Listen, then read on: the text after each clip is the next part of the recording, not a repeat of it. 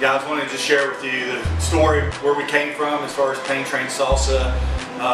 Trains have been part of my life from day one. My grandfather used to work for Southern Pacific all his life. In fact, it was one of the double-digit trains right here in the picture that he's on here, which is a very old one out of Beaumont. My father worked for Southern Pacific Railroad, and so did my three uncles. So been around trains all my life. But as far as the salsa, started making salsa back when I was in college, and just started playing around and making my own. And over the course of many years, I came up with one that I really liked. It ended up being what's called our roasted hot salsa.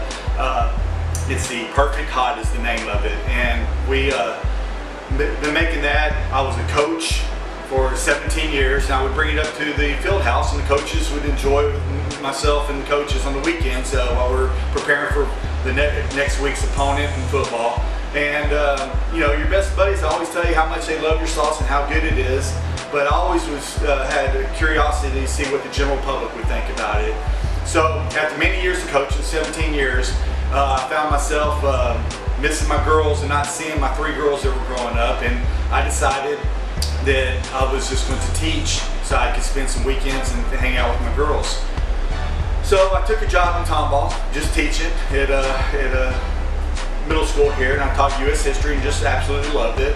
But during that time, when I had the weekends free, I took my oldest daughter, Candy, and we went down to the Tomball Farmers Market the first Saturday in June of 2014, and we took our fresh roasted salsa there. I'd made 51 jars, didn't know how much it was going to make. It ended up being 51 jars of salsa.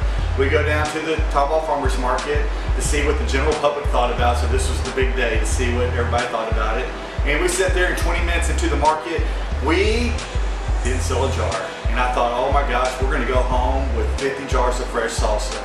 But as it turns out, God had a different plan, and an hour and a half later, we were sold out.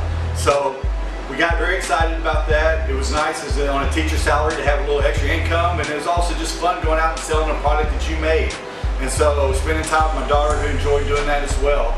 So a couple weeks later, we checked out the Woodland Farmers Market, and we were able to get in there. And so my wife, she would do that market, and I ended up doing the Tomball market, and that's how things went for quite a while. During that time, we had introduced a medium roasted salsa, because not everybody can do the hot. And those were our two sauces. So for a year and a half, we did the two sauces, and we started we had some friends and family. My father-in-law, Frank, jumped aboard, and he started helping us out with some other markets, and so we started expanding into other markets. And then my wife kept telling me, we got to do a creamy avocado. And I finally got over being stubborn, and we came up with a creamy avocado that is the best creamy avocado. We put nearly a whole avocado per jar, and we introduced that, and our world changed completely at that time.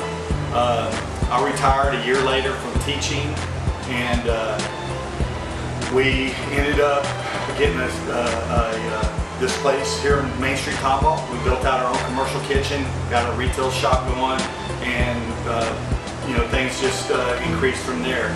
Since then, we've gotten into 25 retail stores, but our farmers markets are still our main focus and still our main business.